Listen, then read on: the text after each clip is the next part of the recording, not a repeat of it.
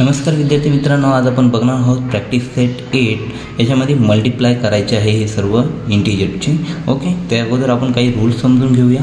The product of two positive integer is positive integer. दोन positive integer, product म्हणजे काय? Multiplication. बरोबर, multiplication. To positive number असेल, दोन पॉझिटिव्ह नंबर असेल तर त्याचं उत्तर काय येणार आहे? पॉझिटिव्ह इंटिजरच येणार आहे. ओके, आता सेकंड आहे the product of one positive and one negative integer is negative integer.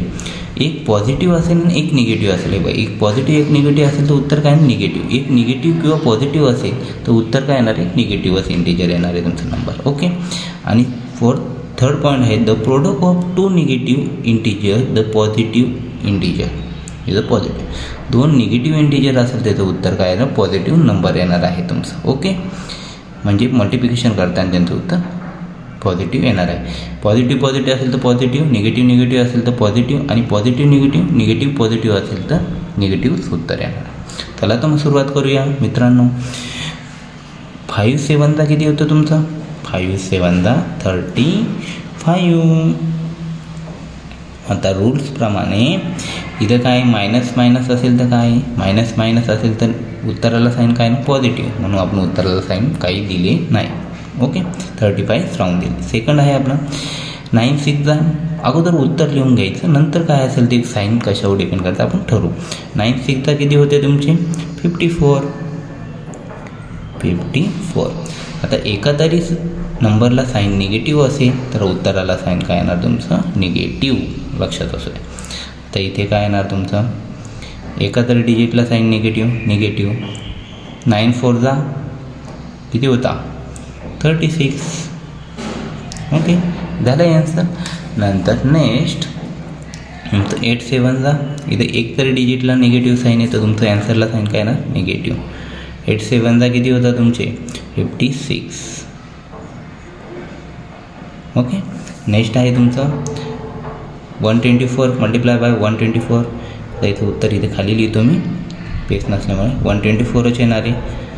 दोन निगेटिव्ह असेल तर उत्तराला साईन काय येणार? पॉझिटिव्ह, म्हणून आपण काही साईन दिलं नाही. ओके, इथं आता 12 7 किती होतं उत्तर तुमचं? 12 7 मी करून दाखवतो. ओके, तुम्ही आता भरपूर दिवसाचे मल्टिप्लिकेशन केलेले नसेल, विसरलेले असतात, त्यामुळे मी करून दाखवतो. 7 2 14, 1 कॅरी, 7 1 7 प्लस 1 किती आले? 8. 84. ओके, 84 आले इथं आपले. आता दोन निगेटिव्ह असेल तर उत्तराला साईन पॉझिटिव्ह येणार, म्हणून आपण दिलं का साईन? नाही. नंतर नेक्स्ट काय? 63 × 7.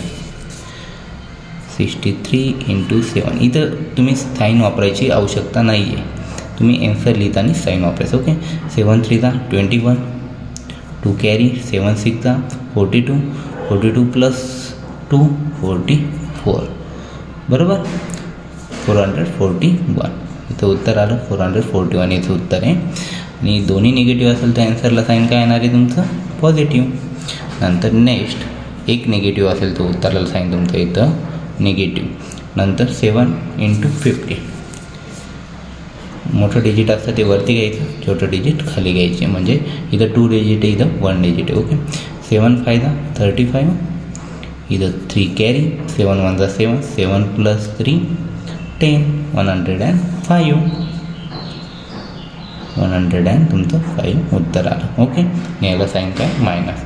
म्हणून व्हिडिओ आवडले असेल प्लीज चॅनलला सबस्क्राईब करा, व्हिडिओला लाईक करा, आणि जास्तीत जास्त विद्यार्थी मित्रांपर्यंत तुमच्या मित्रमैत्रिणींपर्यंत शेअर करायला विसरू नका. तर बाय.